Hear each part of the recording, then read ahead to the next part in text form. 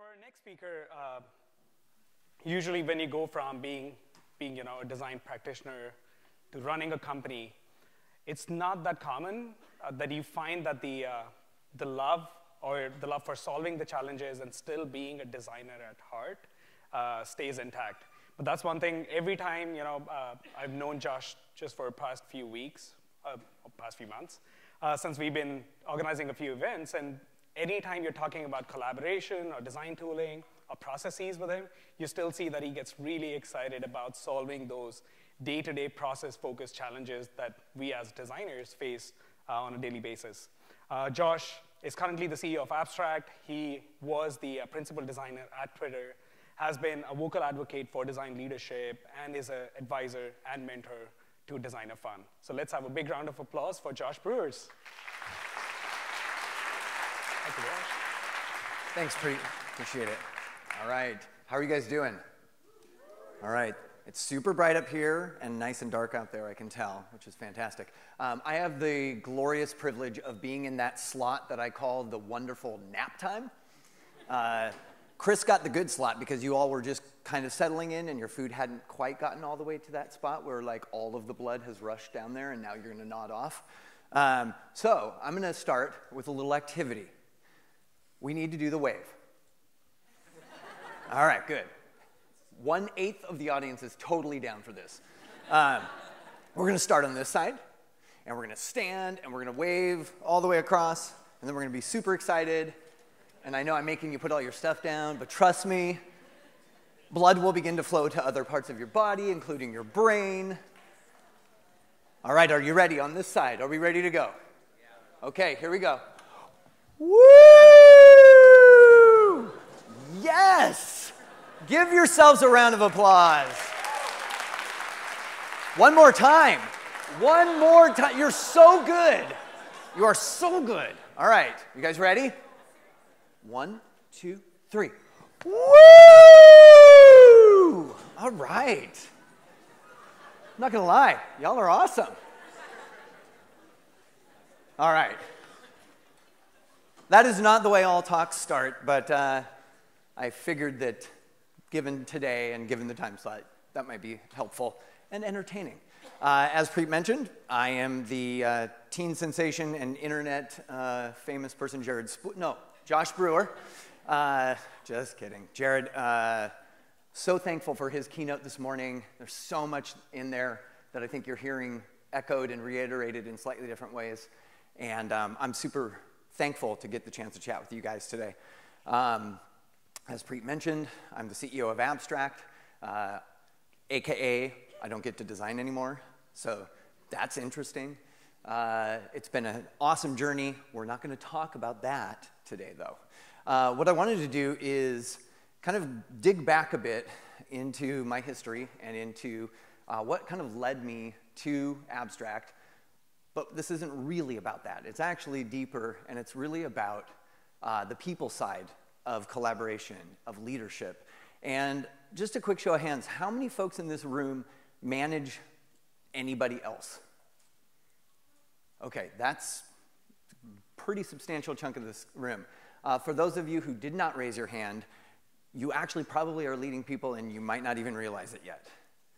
Depending on your role, depending on the projects that you're involved in, there's a very good chance that you're having a very outsized effect on the folks that you work with. And hopefully by the time we're done talking, I'll be able to share a few things that enable you to do that even better. In my role, it's a very interesting place. I talk to a ton of companies. We're very, very fortunate to be working with thousands and thousands of companies around how their design process and workflow actually is established, what their needs are, what the technical constraints that we're running into as all of our products are digitized, and we find ourselves, it doesn't matter what company you're in, you're pretty much in a technology-driven company in some way, shape, or form. I've been very privileged to work with a number of companies in my career as an advisor and a mentor. As Preet mentioned, the Designer Fund is an amazing small little venture fund in San Francisco that's focused on investing in designers as founders. And I've been really privileged to work with them as well as a number of the companies that they are involved in. But where the story kind of starts, and what I thought would be, I'm all the way, see the wave threw me off this morning, or this afternoon. The only thing that I really haven't been involved in is a company that John Maeda likes to call an end-up. So Abstract is a startup. We're over 50 people right now. During my time at Twitter, where I was the principal designer, we went from 200 to 2,000 people in the span of 3 years. If that sounds insane, it's because it is. I do not recommend that to anybody. There's a lot of positives there, but there's a lot of headache that comes with that much growth that fast. But in that stretch and in the different companies I've worked with and the advising and consulting, I've seen organizations at almost every scale. And through Abstract, I've got to see the end-ups as well. And it's interesting. I could easily spend the next 20 minutes talking about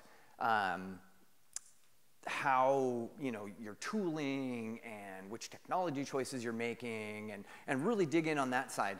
But instead, what I really wanted to do was talk about some more of the people side of things, the actual less tactical and more human side of scaling design collaboration within an organization. So during my time at Twitter, it was very interesting. I came on board in middle of 2010, and there were 5 designers and 2 researchers. And I was in a really great position to step in and lead a big project that was going on. And one of the other things that I did on a regular basis was kind of check in with the rest of the design team, see what was going on. We used Dropbox, as most companies did at that time. When I joined, there was a folder called Design. Shocker. Ironically, that folder was owned by someone who was not in the design organization. And there were all kinds of folders inside of this. And some were names of people. Some were names of people who didn't work at the company anymore. Some were projects that were super code-named. And being a new employee, I had no fucking clue what that meant. And so what do? You spend days on end digging through these things, trying to get some sort of lay of the land. Fine, that is what it is. We all know that pain. I can tell by the nods. So I started this process of, after lunch, I would kind of do what I called a lap. And this is just for those of you who want a great little tip on just connection and kind of building morale with your team.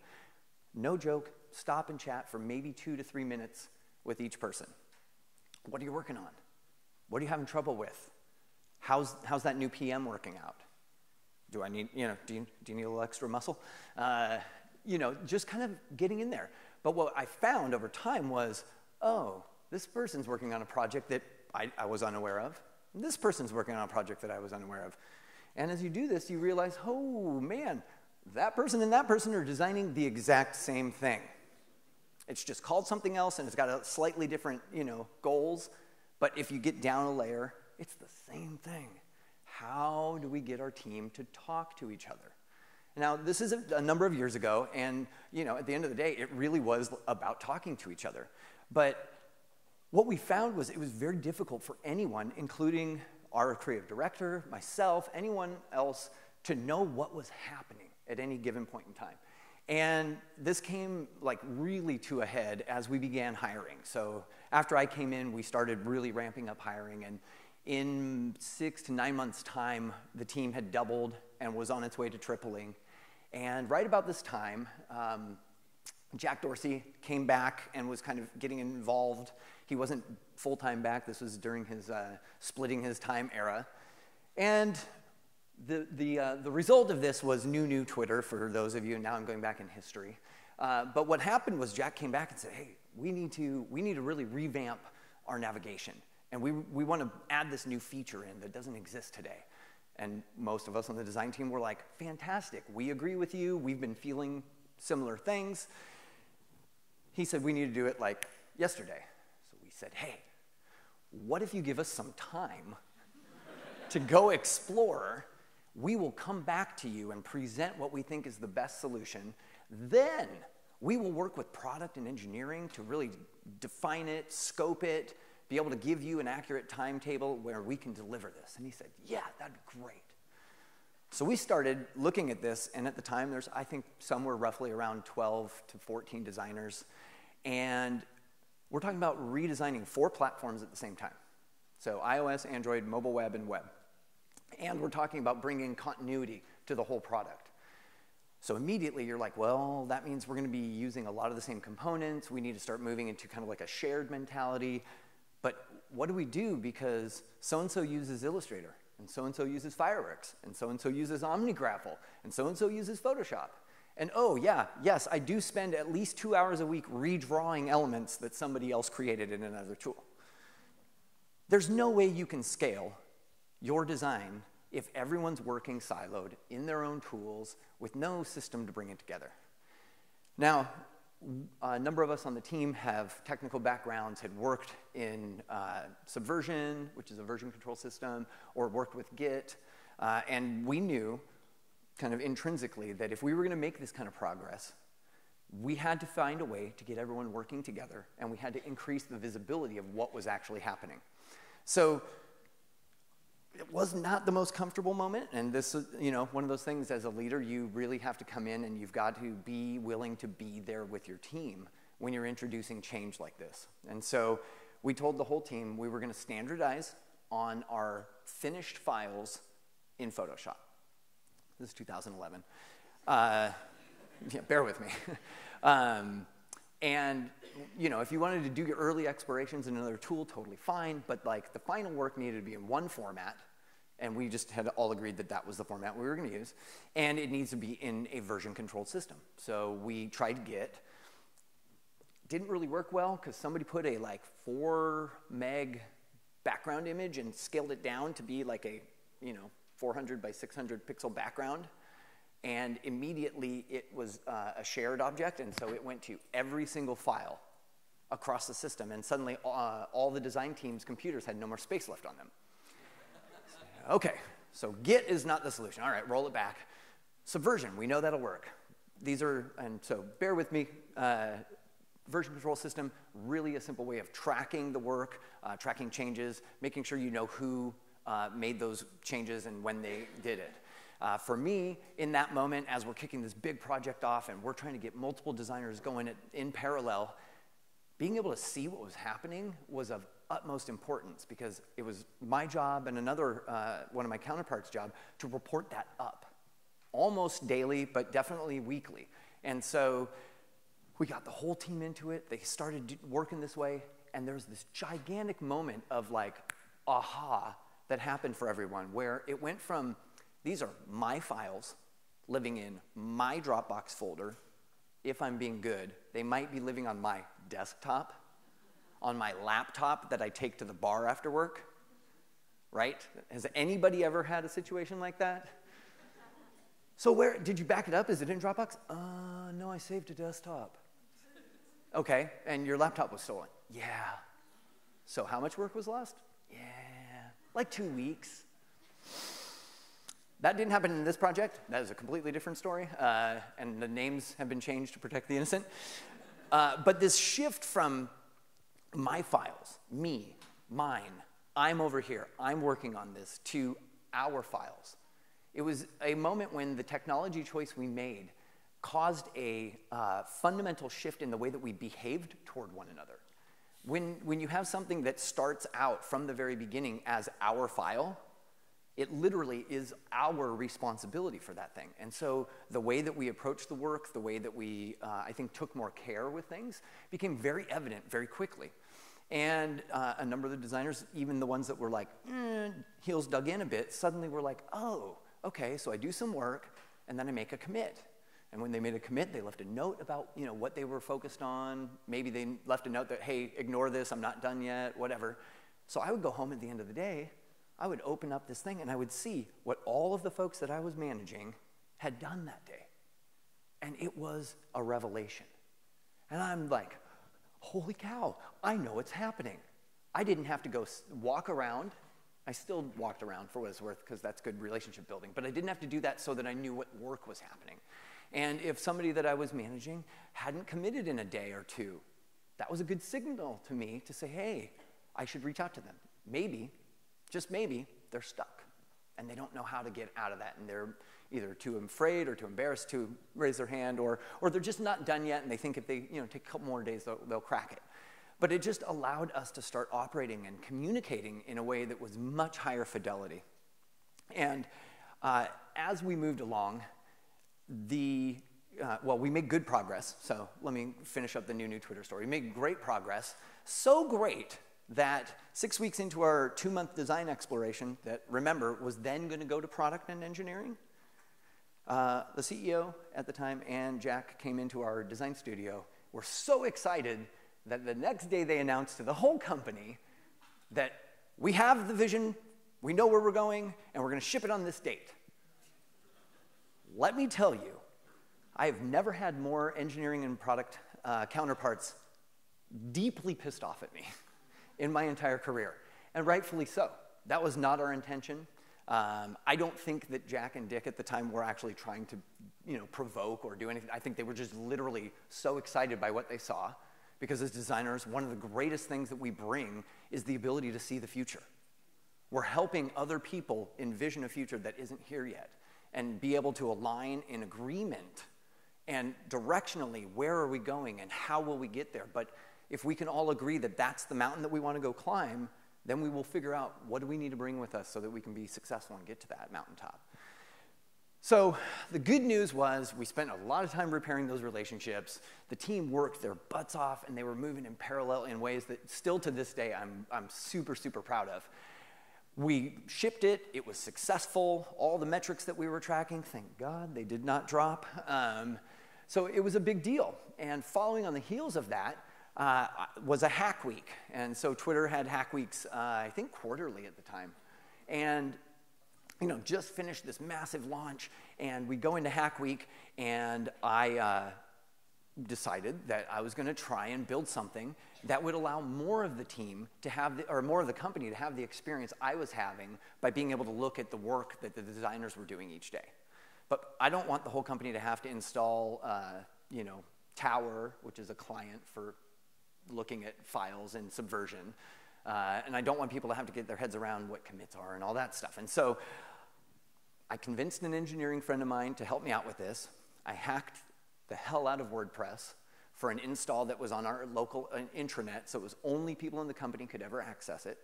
And we built this little menu bar app so that the designers could take files or screens out of Subversion, drop them on this thing. It would pre-populate a WordPress post with the names of all the screens. They could add context. They could do a title and a description. And effectively, this was my way of trying to replicate what our engineering counterparts have in their GitHub kind of workflow, which is when they make commits, they tell the rest of their team what they did, what changed, what to look for. And so, I'm thinking this is just for the team. This is really like it was about making sure the design team had what they needed. And it was pretty wild because what ended up coming out of it was the whole entire organization suddenly had a view into what design did and how they did it. Because prior to that, most people had absolutely no clue what we did, other than we finally showed up at meetings, presented this beautiful picture of what we're going to build, and then engineers and every respective other party went off and did their thing, and then design back. We're design over here. Nobody knows what we're doing. But they could start observing how the design process works. They could watch one of our designers iterate through 5, 6, 7 different directions that we could have taken on one project. And all of a sudden, we started getting feedback from the whole company. If that sounds terrifying, it was just a little bit. Because suddenly, people that had no context were chiming in. And you're like, oh, well, they don't have context. They don't know what they're talking about. I may have said that, or thought it at least. And then you discover, wait a minute, even if they don't have context, they're responding. We did something and put something out in front of them that allowed them to see something and react to it. And that reaction's valuable. Their users, just as much as our non-employee users, are users of the product. That was one very awesome and hard part of working at Twitter.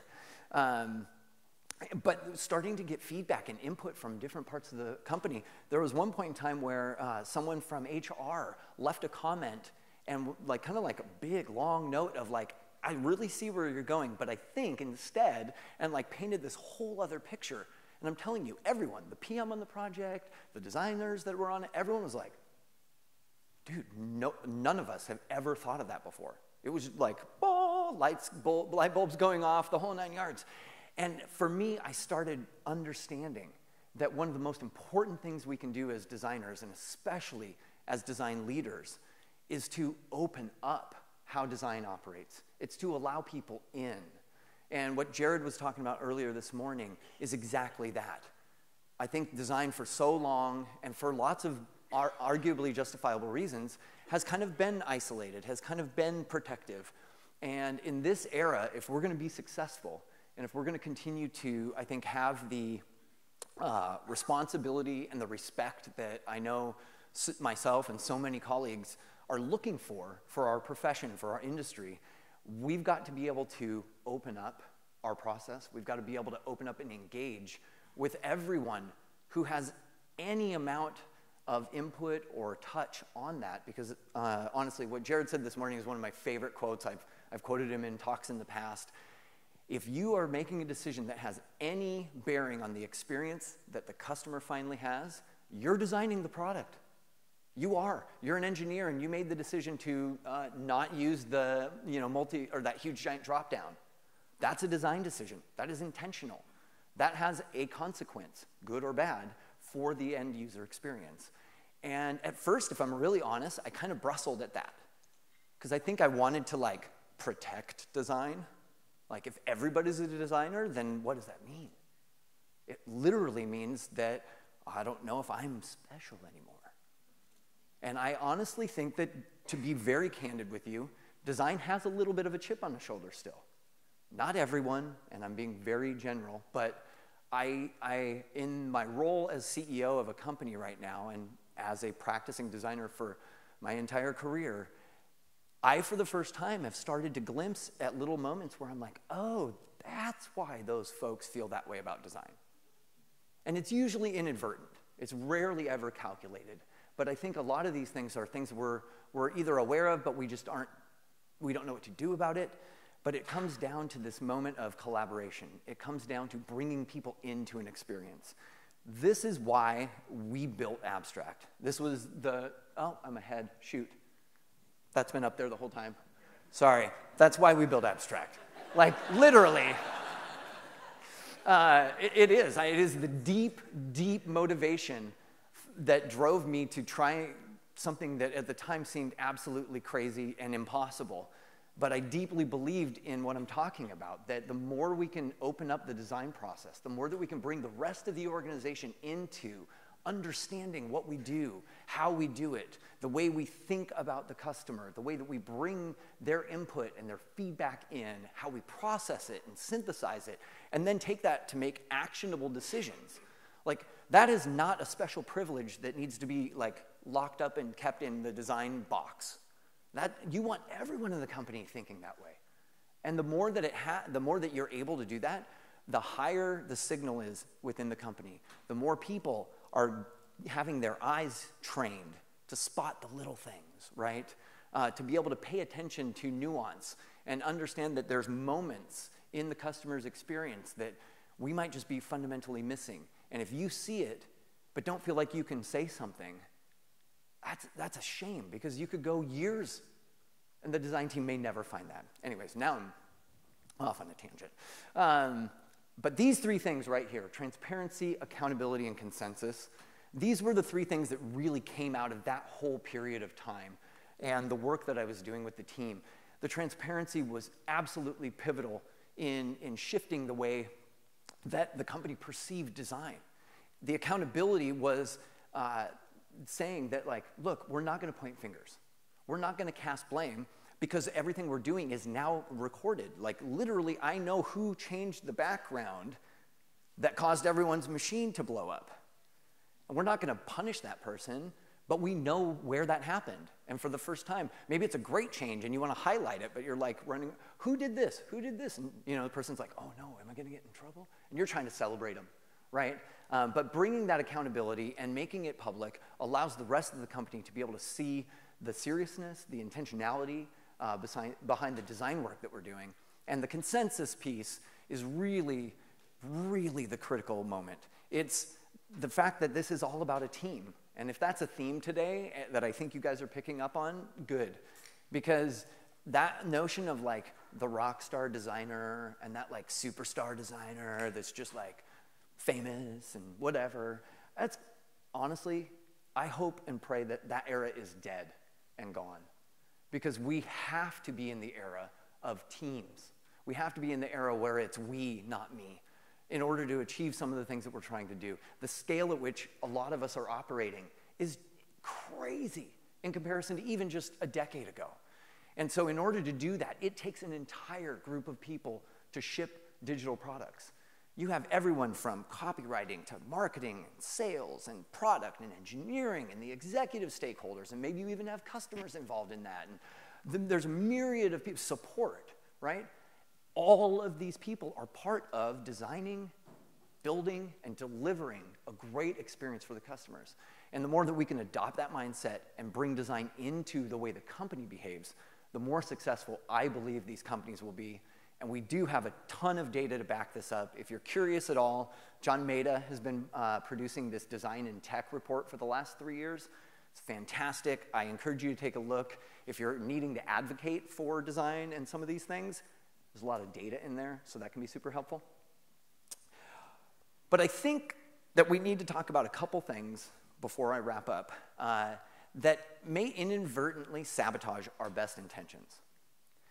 So one of the things that I think we have to be mindful of, and I think we're way further down the road on this today than we have been, but that's a pretty accurate picture that people have of designers. Temperamental, creatives, special, right? They're a little unpredictable, they're emotional. I mean, I could go on and on. I can admit that there have definitely been points in my career where I may have done something that reinforced this. Thankfully, I've grown and matured. But the more that we can be aware that there's still a stereotype, that there's still maybe latent conditioning that people have to what a designer is or how designers behave. We got to be aware of it. We have to actually be proactive to deprogram that. The other thing that I've been discovering, which is really fascinating to me, and no, I'm not talking about the game, Magic, is that honestly, most people think that what we do is magic. And I didn't believe this at first. And then there's that I cannot remember where the quote comes from, but like anything that is sufficiently technological is indistinguishable from magic. I was like, okay, pondering on that. And then a colleague one day was like, do you understand that we come into a meeting, there's nothing. There's nothing. Literally, there's people talking about stuff. There might be a brief, maybe, if you're lucky. Design goes away. 2 weeks later, you show up with a fully realized concept. Now, to most people, that's magic. There was nothing. Now there's something. And you realize that our behavior of like, we're going to be design, we're going to be over here, design's very special and precious, and it needs to be protected. And then you realize people just have no fucking clue what you do, or how you do it, or how they can engage with you. And again, I don't think that this is what we want. Or maybe there might be a couple of folks out there that are like, yes, I want to be a magician. I'm a design wizard. The Dumbledore of design, yes. No. What we need to do is bring them in. Let them understand that while sometimes there is a little bit of magic involved and a whole lot of hoping and praying sometimes, but at the end of the day, it's a process. It's actually a pretty predictable process in some cases, and there is a way to engage with it. The last point that I really want to drive home is fear. And this to me is something that I've dealt with, I have watched designers I've managed deal with, and it's something that I'm really actually trying to unpack this quite a bit in the work that we're doing at Abstract. Where does the fear to share come from? Why is it that there is actually, in some cases, like terror involved in people seeing your work before it's done? Real quick, design is never done. So the notion that design's done, I think, is a bit of a misnomer. We may hit stopping points, we may have milestones, but especially in technology and in the era that we live in, design rarely is done. We're constantly iterating, we're constantly working on it. But I noticed this idea that design is apparently, I'm supposed to have all of the answers. And if I'm a senior designer, and I've been doing this for a while, I'm supposed to know all of the answers. And I'm also supposed to design it perfectly the first time, because that's what everyone expects. And the reality is, nobody designs it right the first time. If somebody has, please tell me. That would be super awesome to see. I want to pat that person on the back. But it's usually a lot of iteration. And I think part of it is just, it's messy, and it's ugly, and sometimes we do really dumb stuff. But you got to do the dumb stuff to be able to be like, no, actually, that's really terrible. We should definitely not do that. But what if everybody could quickly understand, hey, Josh went and explored this. Take a look at it. Do we all agree it's terrible? Yes. Do we all agree we never want to build that? Yes. Awesome. Instead, you'll have 10 more designers do the same thing because it's been protected. And instead, it's about opening up. It's that transparency that I was talking about a moment ago. This is how I view my role, is I want to imbue my team with superpowers. I want them to feel invincible like Mario, right? That no matter what comes, I got this because I have a team that supports me. I have a process that I am in and working with. And you know what? I can take it because I got the superpower. The last point, advocates. So as design leaders, you have two very important kind of constituents, your team and the rest of the organization. And one thing that I've found is you will spend a serious amount of time working to stay in alignment with other stakeholders, your partners in engineering and product and marketing and sales and copy and. A lot of your job is building relationships with these parties. And I have seen some of the most rapid advancement for design within large organizations when somebody else stands up for design. You've built these relationships, and suddenly your engineering counterpart becomes an advocate for design. Someone other than you, who's kind of, you're in there, you're just fighting the fight, and everyone knows, oh, there's Josh. We know the message he's got. He's going to deliver it again. But suddenly, Stacy stands up, and she says, actually, you know what? We do need to do this, and here's why. And here's what my team is committing to. And suddenly, you begin to have these advocates for design in other parts of the organization. Again, we're bringing these things together. We're bringing the company into being a design-oriented, I'm reluctant to say design-led because I just think that that's such a loaded term, but thinking and behaving in a very design-centric way. And last point before we're done, failure. I have been shocked and mildly terrified by how many people I have either worked with or managed who are utterly an abject terror of making a mistake. They're worried for their job. They are walking on eggshells. I think a lot of the fear of sharing early that I mentioned comes from this. They're just really worried about punishment and retaliation. And one thing that we've done at Abstract is we are building a culture that is absolutely acknowledging that we are all going to fail. We are going to make mistakes. And if you can institutionally make a psychologically safe place for people to come, they will do their best work, I promise you.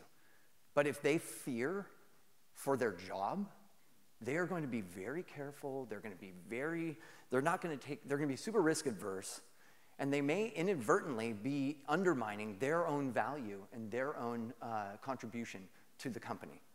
And this is the saying that I rehearse over and over and over. If you're on my team, you're probably tired of hearing me say this, but failure is only failure if you don't learn from it. So yeah, you might make a mistake. Maybe we shipped something that should not have been shipped and customers were affected. Cool. I personally don't believe that person should lose their job, but I absolutely believe that the very next thing that should happen is, all right, why did this happen and how do we prevent it from happening again? And if you can build a culture, even just starting in your design team, where failure isn't terrifying, it isn't punished. It's actually embraced and acknowledging that it's not even failure. We're just working through the process. And it's about iterating towards a better and better and better result. So thank you guys for your time and your attention today. I hope this has been valuable. And that's it from me. Thank you, Joe.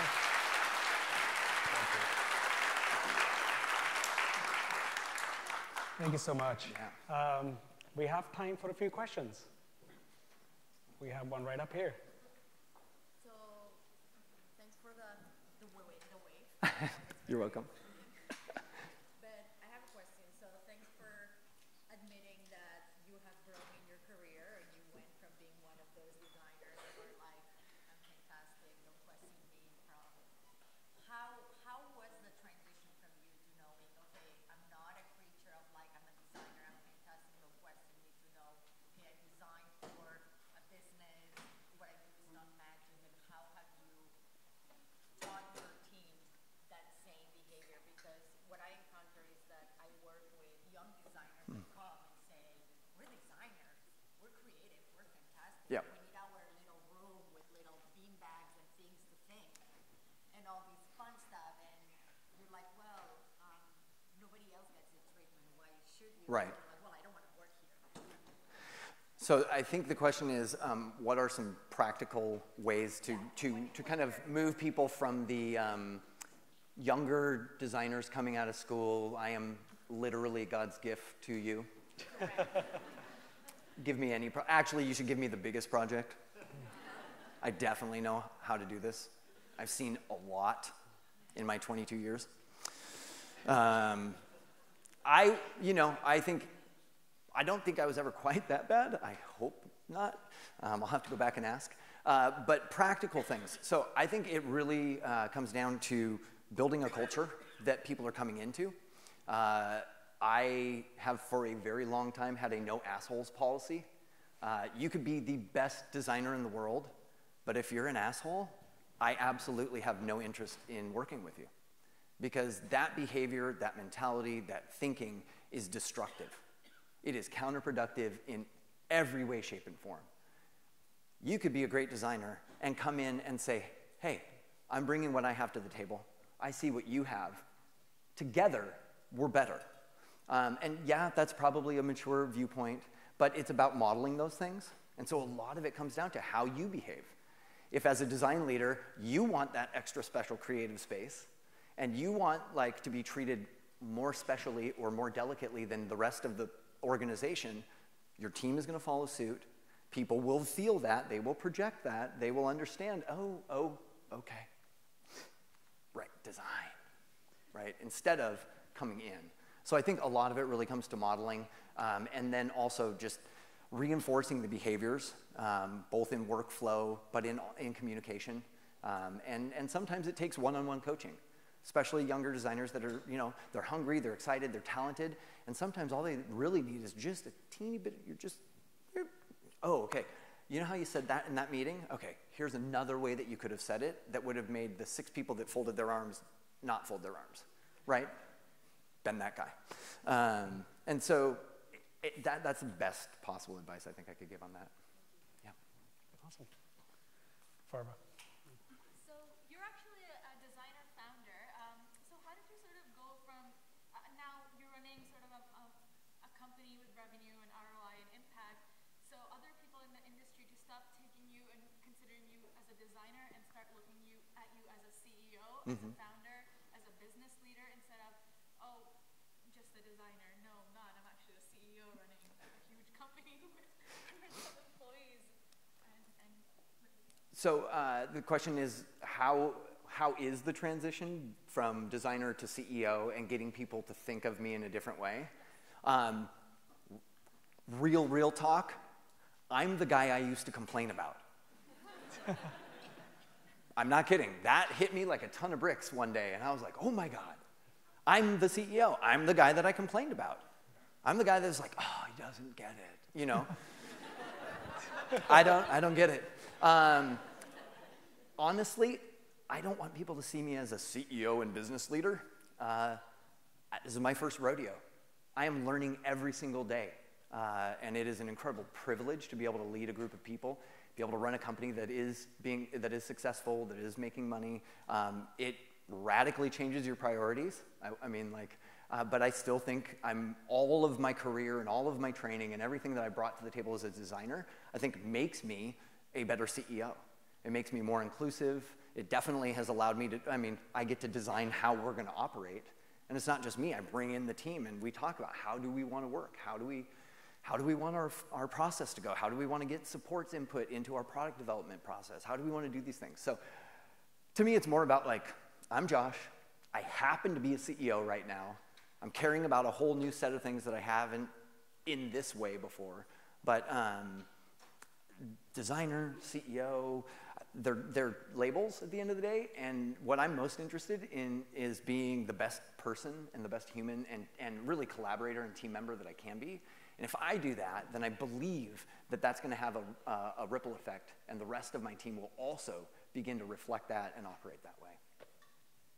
That's amazing. One last Somebody question. way back there. You talked a lot about using transparency and accountability to bring more team consensus. How do you feel about a challenging thought of how design by consensus is actually a really horrible way of going about things, or when you try and please everyone, you end up pleasing no one? So how does design by consensus effectively square with actually advocating for building consensus? Is that fair? So two quick things there. When I say consensus, I'm talking about people being in agreement on the direction that we're going.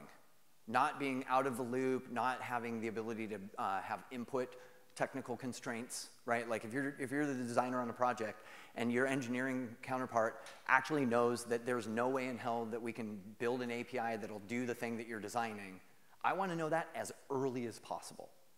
And if we all agree on that, then we can make a step forward. If we don't agree, then we have to step back and say, okay, well, are we building this API now? And are we willing to have this project pushed back by 6 months, right? But those are things that I want to know as soon as possible. And so I agree with you, design by consensus is really pretty terrible. Designing and building consensus around the direction that the design is going, I think is slightly different, so there's a nuance in there. And that's more what I'm talking about. It's bringing the other people in and helping guide them to see the thing and weigh in and hopefully all have everyone on the same page as you're moving forward so that you can move faster, so that you can ship the product sooner, so that your customer is having a better experience, right? Like it ripples all the way to that point. Awesome. Thank you guys so much. Thank you, bro. Thanks a lot.